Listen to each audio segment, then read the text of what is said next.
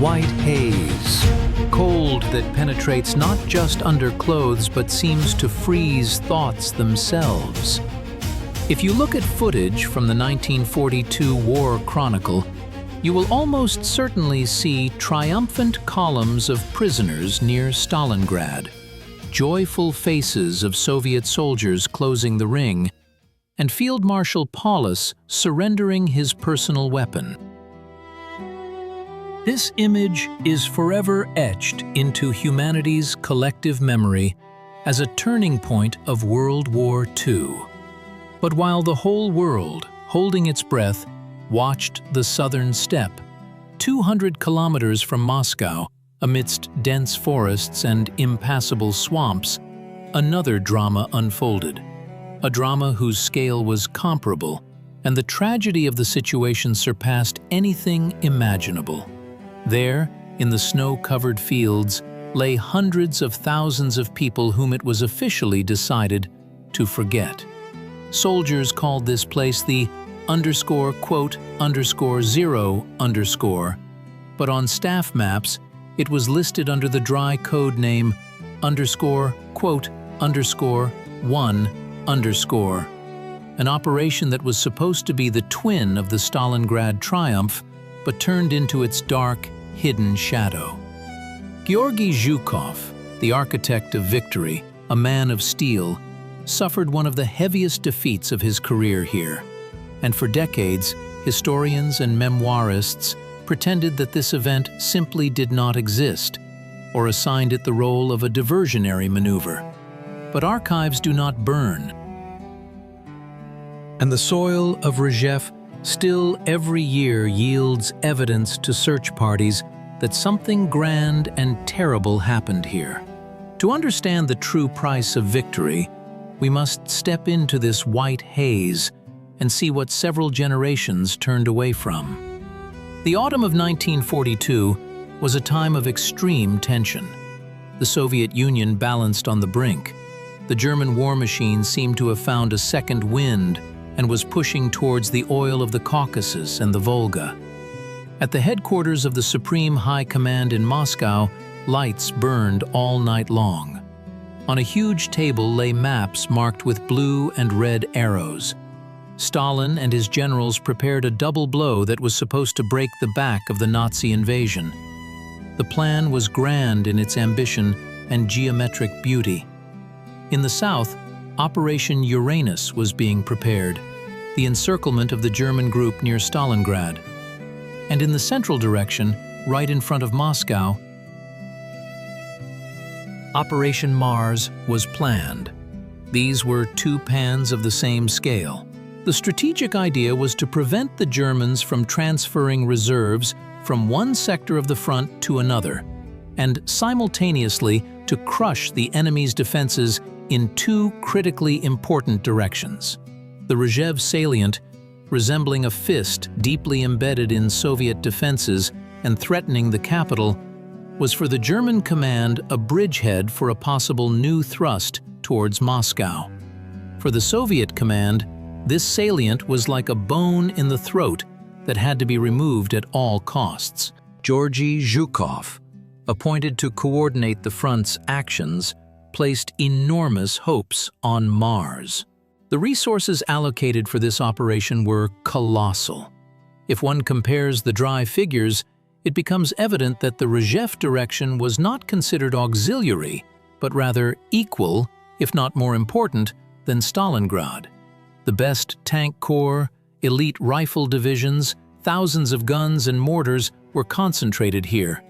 The number of armored vehicles gathered for the strike against the German Ninth Army exceeded what was allocated for the encirclement of Paulus. This indicates that the Stavka intended not merely to pin down German forces in battle, but to conduct a deep offensive operation, encircle and destroy the enemy, and then break out into operational space. Expectations were high, stakes astronomical. No one at that moment could have predicted that instead of a swift breakthrough, the armada of tanks would bog down in positional battles, reminiscent of the worst episodes of World War I. only with modern destruction technologies. The terrain where the battle was to unfold was an enemy in itself. The Rzhev Salient was a complex system of forests, swamps, and small rivers, which in late autumn turned into insurmountable obstacles. The Germans, who had held this area for over a year, did not waste time. Under the leadership of Walter Model, known as the Lion of Defense, they transformed every settlement, every hill, and every forest edge into an impregnable fortress. Deeply echeloned defenses, minefields, tanks dug into the ground, crossfire from machine guns, pre-sighted artillery positions. All of this created a dense network of fire that Soviet soldiers had to pass through. Model perfectly understood that the Russians would attack. The only question was when and exactly where. German intelligence worked effectively, tracking the movements of large troop masses, the accumulation of ammunition, and radio exchange activity. The element of surprise, which played a key role at Stalingrad, was practically lost here, near Rzhev, even before the first salvos began. On November 25, 1942, at the moment when the encirclement ring had already closed at Stalingrad, thousands of guns roared at Rzhev. The cannonade was so powerful that the ground shook for tens of kilometers around. It seemed that after such an artillery preparation, nothing living should remain in the German positions. But nature made its adjustments. The weather that day was terrible: low clouds, thick fog, and snowfall. The aviation, which was supposed to support the offensive and suppress German batteries, could not fully take to the air.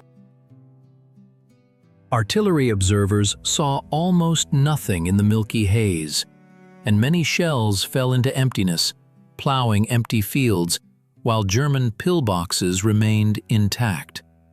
When the infantry rose to attack, it immediately came under dagger fire from surviving machine gun nests. Here begins the first layer of conflict, purely military, tactical. The Soviet command banked on the might of mechanized corps. Tanks were to break through defenses and surge into the rear. But tanks are machines, dependent on terrain. In conditions of thaw and deep snow, heavy vehicles lost maneuverability, bogged down in swamps, and became easy prey for German anti-tank artillery. The narrow corridors through which columns of equipment could move were pre-ranged by German artillerymen. A terrible scene unfolded. Tanks burned one after another, not even getting a chance to engage the enemy. Infantry, deprived of armored support, was forced to lie in the snow under a hail of fire. The tempo of the offensive, which had been scheduled by the hour, faltered in the very first minutes. Instead of a swift thrust, a bloody, grueling struggle for every meter of frozen ground began. Against the backdrop of this external, visible clash of metal and fire, an internal, human conflict unfolded. Imagine the state of a soldier lying in a field, pressed to the ground, while bullets whiz overhead. The frost chills to the bone. The greatcoat offers no protection from the icy wind.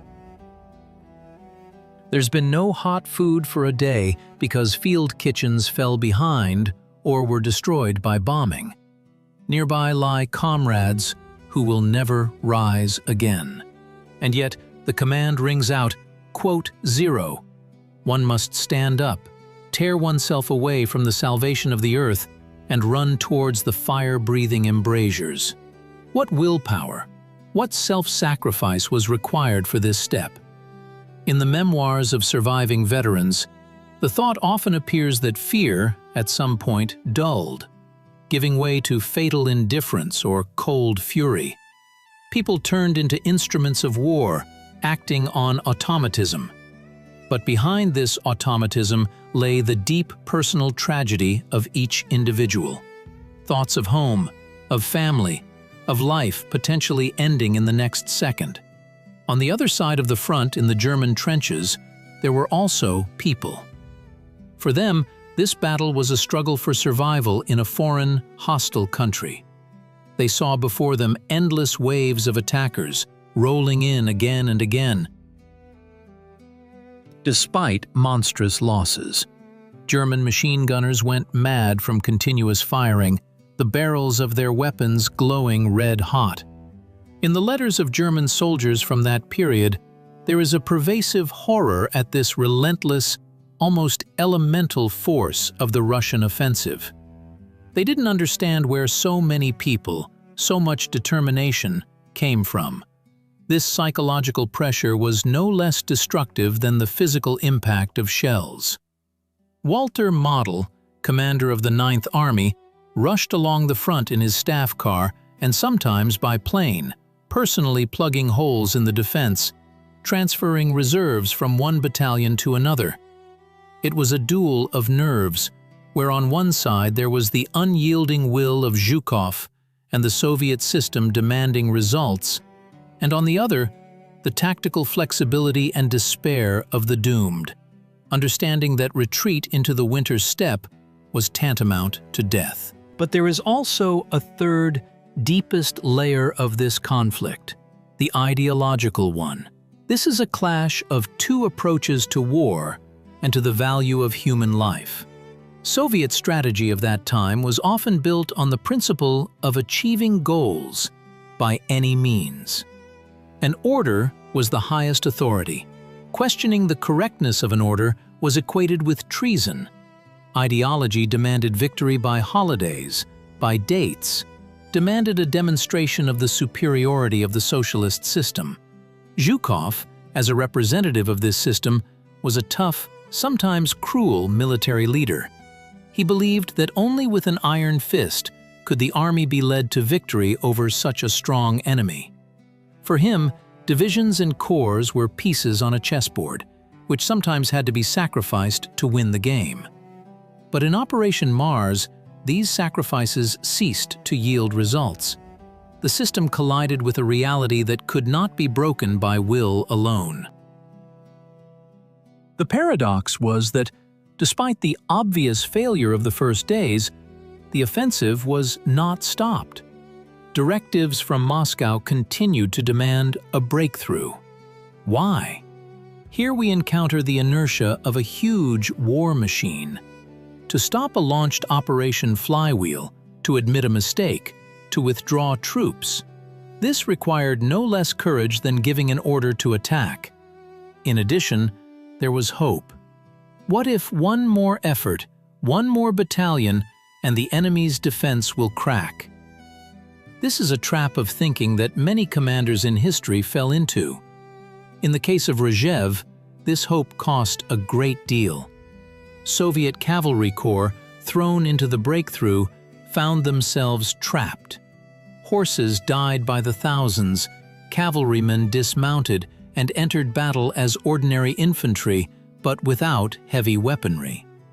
The tragedy of the 20th Army and other units, caught in a semi-encirclement within the enemy's defenses, became the culmination of this strategic impasse. The transformation of the perception of events occurs precisely at this moment, when it became clear that there would be no quick breakthrough, that Operation Mars was bogged down. An agonizing re-evaluation of what was happening began at the headquarters.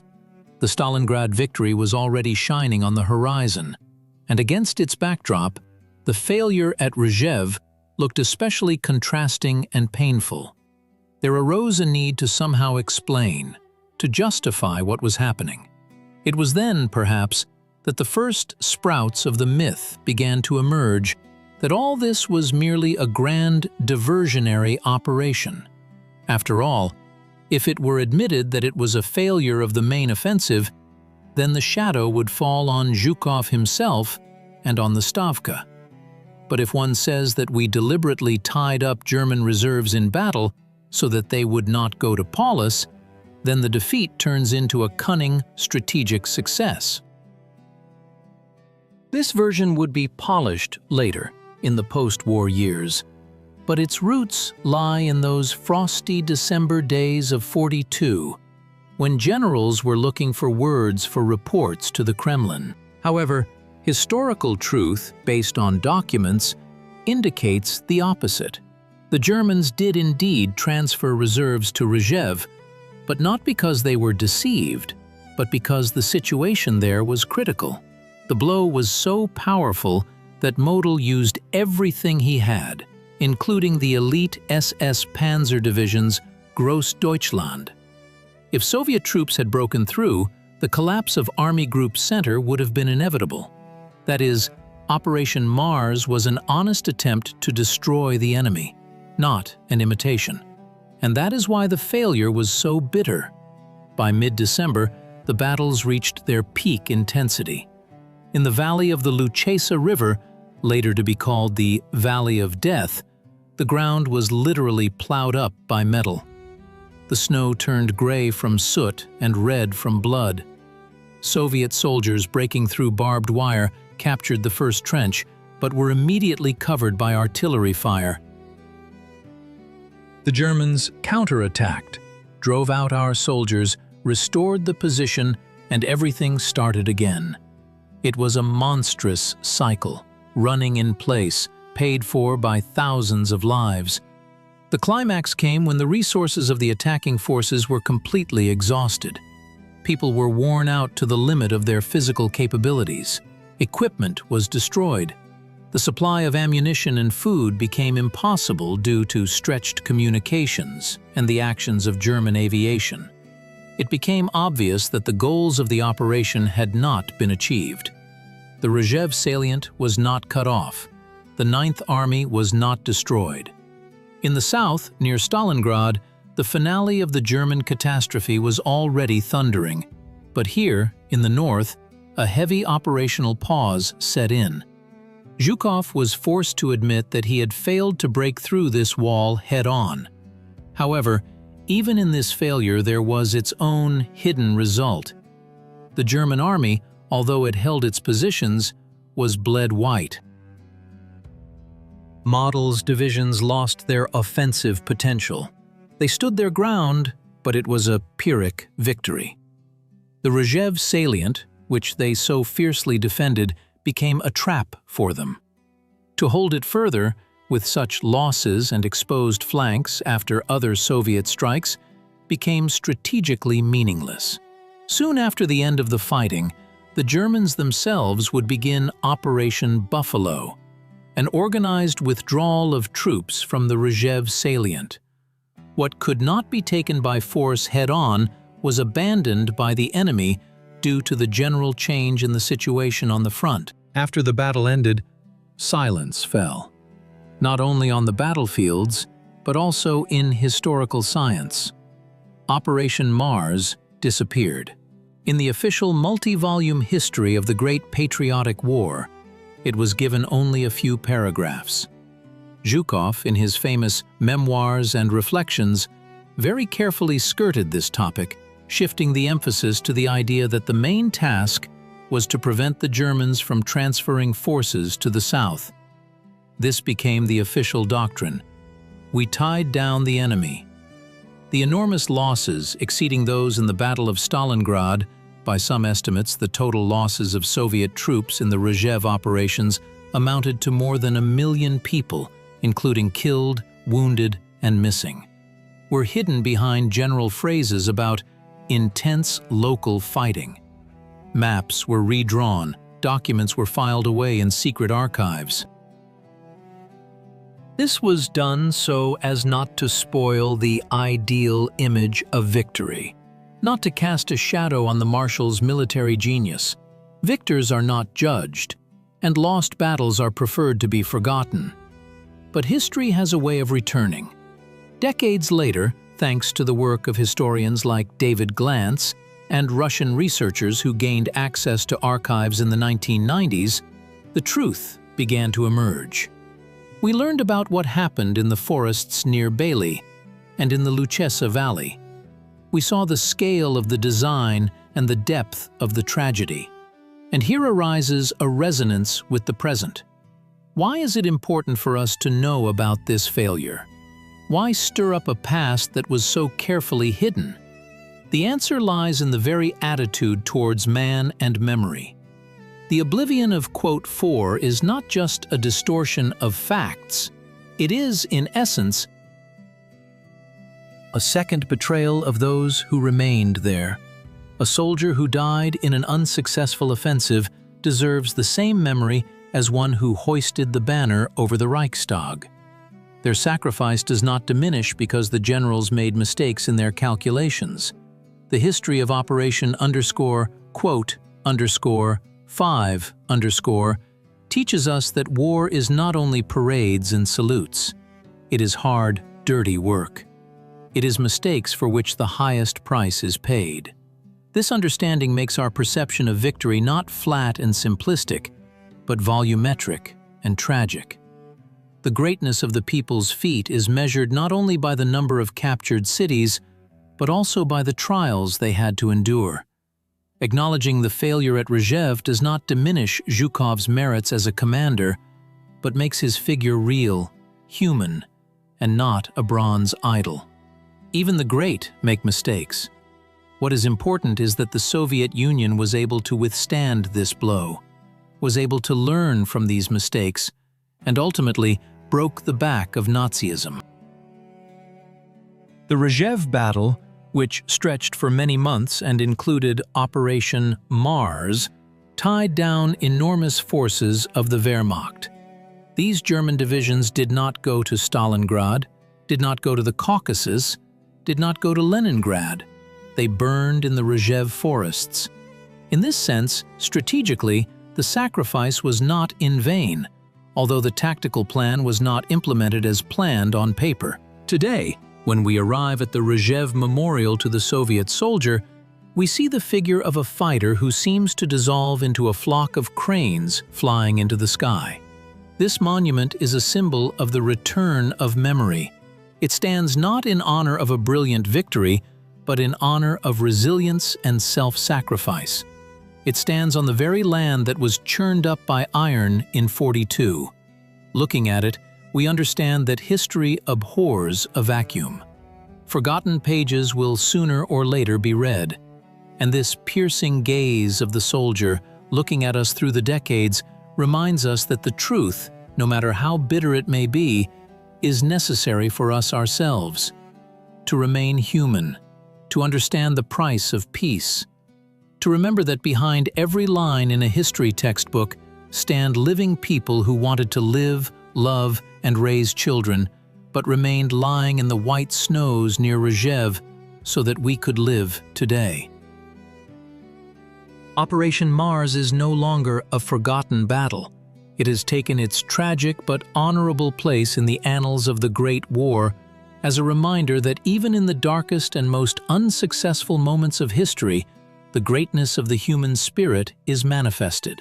And as long as we remember this, their silent feat continues to resonate, drowning out the noise of time, louder than any cannonade. The white haze has dissipated, and we finally see their faces.